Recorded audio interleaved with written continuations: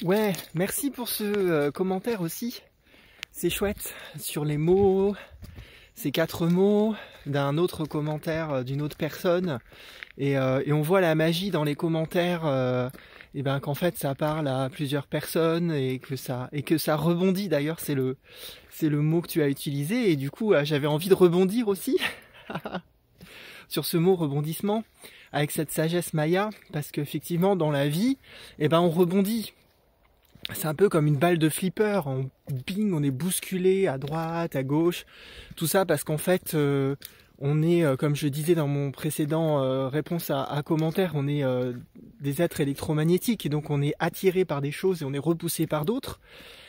Et quand en fait on n'a pas le recul suffisant pour être maître à bord, hein, et c'est la tonalité harmonique qui nous invite à prendre les commandes de notre vie et puis en être esclave, eh bien on voit les choses de plus en plus loin et on a de moins en moins de rebondissements, si on peut dire ça comme ça, parce que on peut anticiper et en comprenant aussi pourquoi on vit certaines choses en fonction de qui on est et pourquoi on est venu naître sur Terre et au fur et à mesure qu'on comprend tout ce qu'on nous a mis sur le dos qui n'est pas bon, enfin qui nous appartient pas en tout cas, et qui nous manipule, eh bien les choses changent et les choses sont différentes et les rebondissements sont moins des rebondissements mais sont plutôt des touches d'humour de la vie. En tout cas c'est comme ça que moi je le vois, puisque en fait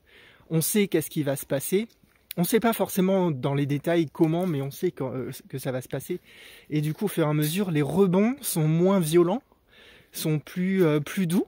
Et à un moment donné, quand vraiment on a intégré la sagesse de l'aigle, eh ben, on est capable de naviguer sans remous en fait dans la vie, sans se confronter aux cailloux. C'est ce que d'ailleurs j'expliquais aussi très brièvement à une personne qui est venue dans la boutique. On a discuté un petit peu et on parlait de ça en fait, de ces confrontations, parfois on est entouré de gens qui correspondent pas à notre vibration, et des fois faut juste accepter que on vibre pas de la même façon. Et ça sert à rien de vouloir changer le monde de l'autre.